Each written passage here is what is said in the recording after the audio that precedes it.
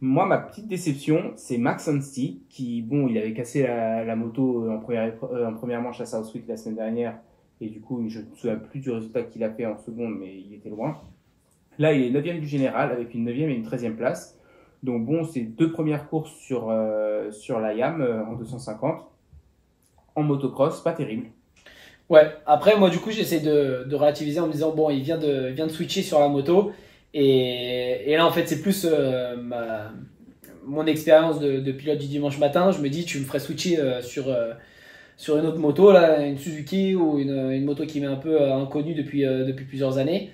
Euh, c'est pas Non, non, évident. mais attends, tu peux pas comparer la YAM à une Suzuki et encore moins la Star Racing, là, il faut arrêter. Non, mais peu importe, justement, même si elle marche beaucoup plus fort, c'est ne serait-ce que switcher voilà, d'une balance. Enfin, non, je crois qu'il faut pas dire balance du coup en français. Enfin, d'une moto qui réagit d'une certaine façon à une autre, quoi. Ouais, c'est équilibre en Ouais. français, balance. Mais, Euh, enfin, je dis ça, mais enfin, tu vois un Masterpool qui, par exemple, a priori en plus moins d'expérience qu'un NST, qui a switché sur la Pro Circuit, 450, 250 en plus. Et voilà, ça va. Donc, bon, Alors, est-ce que après. c'est plus dur de rester sur la même marque et de changer de cylindrée, de la 450 à la 250, ou est-ce que c'est plus dur de rester sur la même cylindrée et de changer de marque? Non, c'est plus dur à mon avis de changer de cylindrée quand même. Hein. C'est que, enfin, tu vois, c'est pareil. Je veux dire, il disait que ne serait-ce que là, le Larocco Slip, en 450 peut-être que tu te poses pas de questions. En 250, t'as intérêt à réfléchir avant si ta prise d'élan elle a été bonne avant de l'envoyer quoi. Donc non, je pense que ça change quand même beaucoup plus là-dessus. Et puis même sur le pilotage, ne serait-ce qu'à mon avis. Bon après les pros, tu les entends quand même, même la 450 prendre l'embrayage et mettre poignée dans l'angle.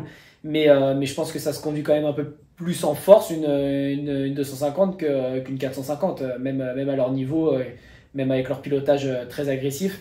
Euh, je pense que le switch est quand même plus dur que de passer d'une marque à une autre. Où bah, voilà, peut-être que le feeling dessus, l'équilibre va être un peu différent, mais en soi, le moteur, ça délivre quand même la même puissance totale. Et puis eux, avec tous les changements qu'ils peuvent faire, enfin justement, c'est ce que DV leur reproche de vouloir. Ils changent de marque, ils changent d'écurie, et puis ils veulent faire la même chose. Ils veulent faire une KTM dans une Yamaha. Donc ils ont la possibilité de la faire à leur goût. S'ils veulent plus d'allonge, plus de reprise en bas, enfin voilà, ils ont ce qu'il faut pour la mettre à leur goût.